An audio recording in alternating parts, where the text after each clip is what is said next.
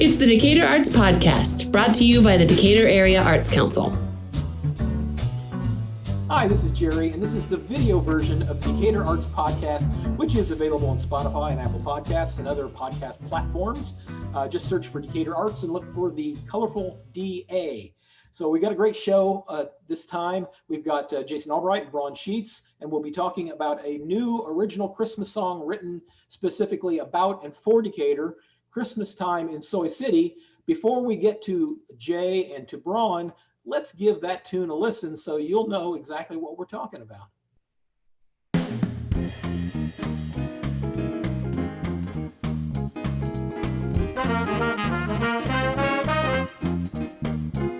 It's Christmas time in Soy City. No place else that I would rather be. Vegas? No way. You can get anywhere that you need to in 15 minutes or less.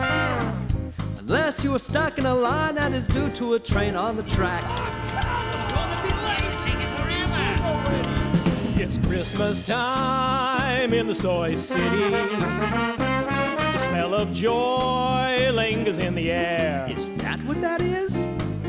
Okay, let's take El Dorado, the king of the Soy City streets. We can drive as we jive to some Christmas beats. Come on!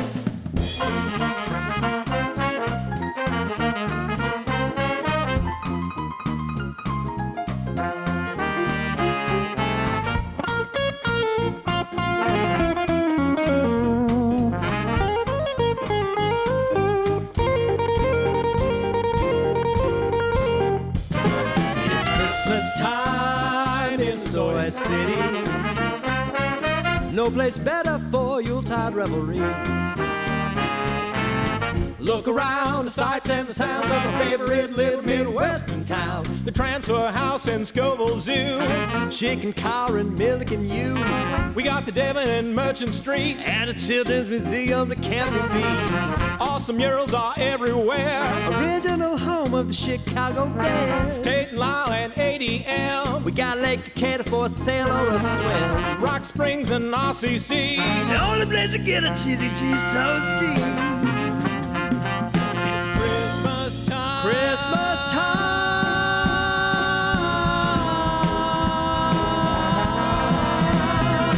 in Soy City, in Soy City, in Soy City. Next year we'll do it all over again. Christmas time in Soy City. So welcome, Jay and Braun. Hey. Great to have you on board. Hello. So all three of us are involved in this song in different ways. So I'm going to start with you, Jay. Tell us where this song originally came from. And if you need to throw in a little background about yourself and whatnot, go for it. We'll stick to the show. Okay. All right. This song came from a show that you and I did back in 2016, a Merry Old Radio holiday show. And it was an all-original musical. It revolved around a traveling troupe of radio performers. And the idea being that they travel around the country, they set up shop in a town, and they do basically sort of a Prairie Home Companion-esque type show. And so within this musical that we wrote, there was an hour-long broadcastable radio program that the characters of the show performed. And we actually did broadcast that show. The 2 years that we did the show, we broadcasted on WSOI. So within that show, the characters who in the story, they had performed in Decatur many, many times over the years. So at some point, they had come up with this tune, Christmastime in Soy City. And it was basically the radio program's way of wink, wink, nudge, nudge. Hey there, Decatur, we're here for you. Yeah, radio show folks pandering to the local audience. That's right. It was a big pander song. And we wrote it that way. And we even included, for the live versions, we included sponsors in the lyrics of the song, which was a whole lot of fun.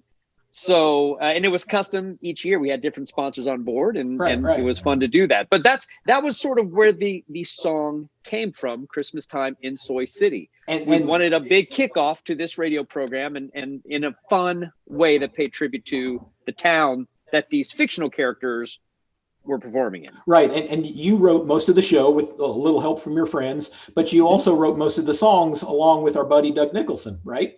That's right. Yes. And this particular song, it was fun. That show's process was fun in that early on, I wrote most of the tunes just by establishing where do we need songs? What do the songs need to be about? The lyrics and the tunes all popped into my head, and then I would record versions of them just using my mouth for instruments and things like that. And then I would hand them over to Doug, and he would actually orchestrate them. Mm-hmm. Eventually, it kind of, once Doug was more involved in the show, it became a little bit more of a back and forth where I would have the general idea behind a song and I would kind of talk to him about it. And then he would consider what the music might be for it. And so we built a couple songs towards the end, really back and forthing with each other. Right. And that sort of started with this song. It was one of the very first ones written for the show. And originally I had the lyrics, I had the tune, the melody, all that stuff. And I kind of put it together and gave it to him. And he played with that version a little bit. But then there was a moment where he just kind of stopped at the piano and he just kind of sat there.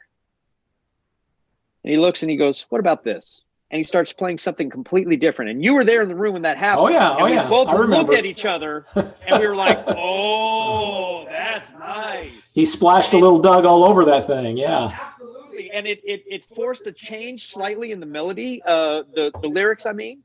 But it totally worked. It all came together. And from that point forward, we had the original version of the song, which was this really smoky, jazzy Christmastime in Soy City.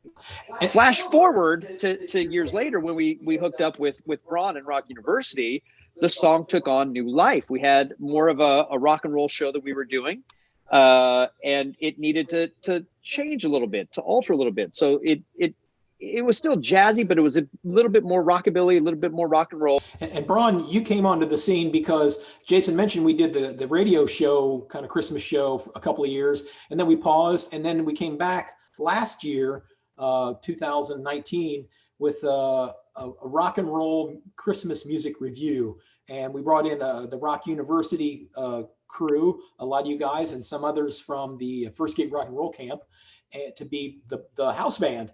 And you guys helped arrange a lot of the rock and roll versions of the songs. So once that happened last year, and we had the goal of making it happen again this year, but it didn't. So we Why thought, was that, Jerry? Why was that? There was this pesky Pandemic? Pesky yeah, pandemic? Yeah. So we decided, why don't we record this thing and then release it as sort of a holiday gift to the community.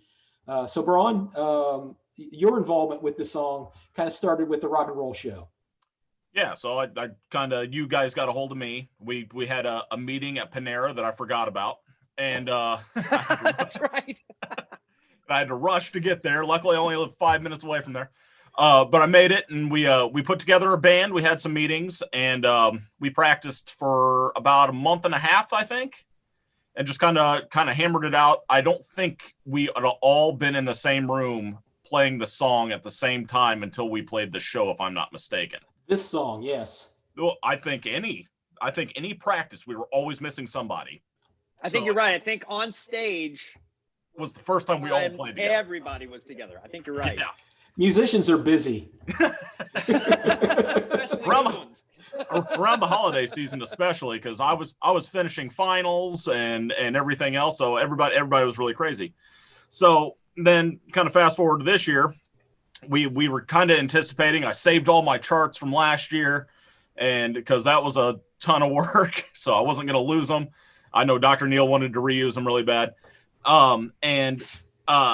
so we talked about recording it. And I think the first goal was to record a Millitracks at Milliken, and due to COVID and the precautions that they're taking, we were not able to do that. And I had been working on this little mobile recording rig.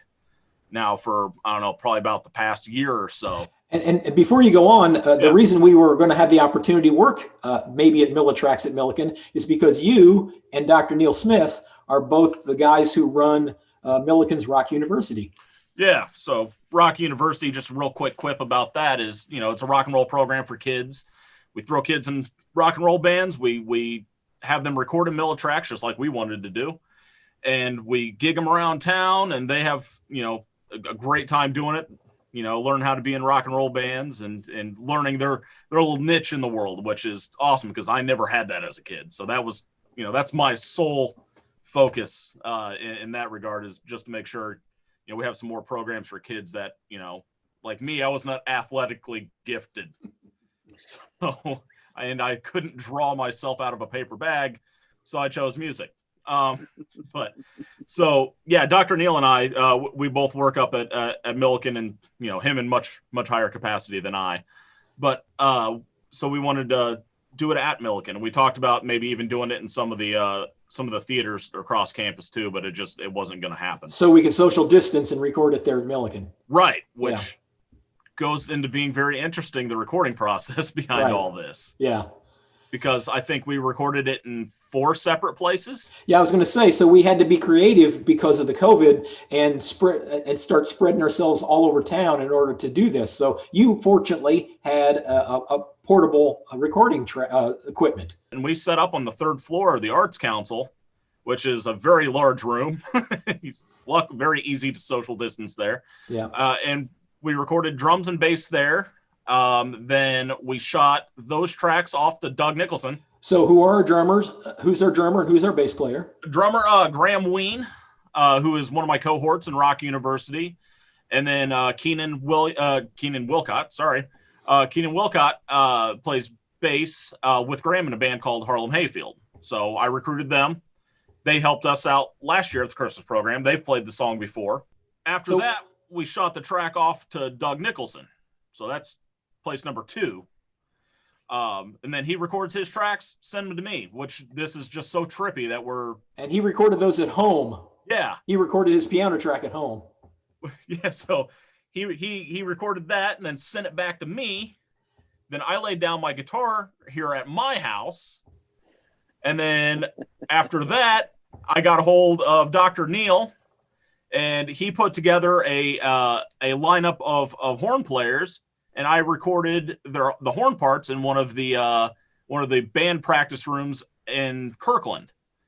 So 4 total places that the song took to finish. Well, and twice at the Arts Council, because you came back once all those tracks were recorded to a different room. Jerry and I's vocal. So really 5 different places we had to go to. Yeah. Which is just crazy to think about.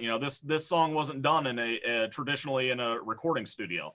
And so you were kind of the common denominator from session to session in terms of putting all the tracks together. I know Jayson wrote the thing and had all kinds of things in his brain about how he wanted it to sound. So you guys had a lot of conversations about that, and then jumped back and forth about, okay, could we do this? Could we do that?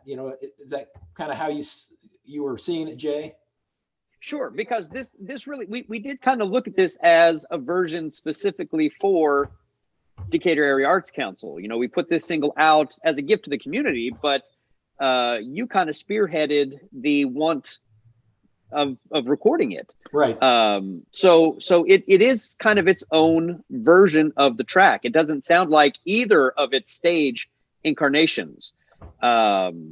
Which is kind of neat, really. And for me, one of the best parts of recording it was seeing Braun at work, and especially, you pulled out all these mics that you hadn't even used before, that you had just kind of collected and you got to use for the first time. And yeah, I think this will be a good one to get the snare, and we'll use this one over here to get this, and that for me was a thrill to watch you get to do what you do with all new stuff. Yeah.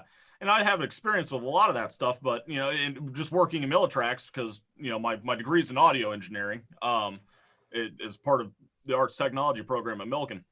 And I was familiar, but I'd never been, that far out of my element with some of those things. Yeah. Some of the equipment was new, and some of it, we did a lot of weird things too. We didn't. It wasn't just a matter of me setting up mics like I traditionally would. We did kind of try some weird stuff just to see how it would work, and it made its way in, which is really, really cool. I think it gave it a neat sound. So the last thing we did was record the vocal. Jayson and I had vocals. We recorded here at the Arts Council in our back office because it seemed the most sonically sterile version of a room we could find. And I know that Jayson was pretty happy when he finished that night when we recorded the tracks, and we recorded some chatter that got edited in. But then eventually I decided, I didn't like the sound of what I did that night. So you came back and we recorded another take, which is what ended up on the song.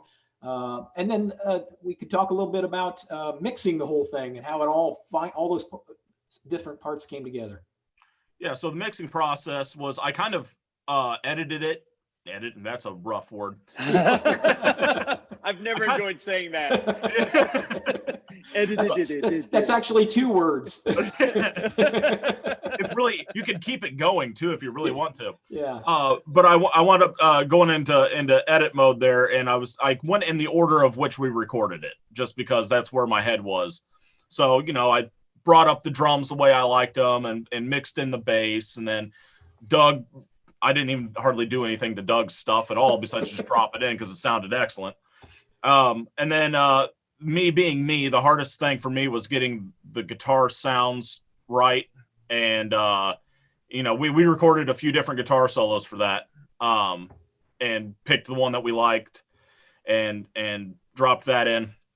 And then the next most difficult thing was really getting the vocals where we want it, because traditionally, I don't like songs that have vocals way out in the front, but if it's a Christmas song, it's got to be out in the front. You want to hear every word everybody says, especially because it's the whole theme of this thing. And it's about Decatur, so you want to be able to hear the Decatur references. Oh yeah, absolutely.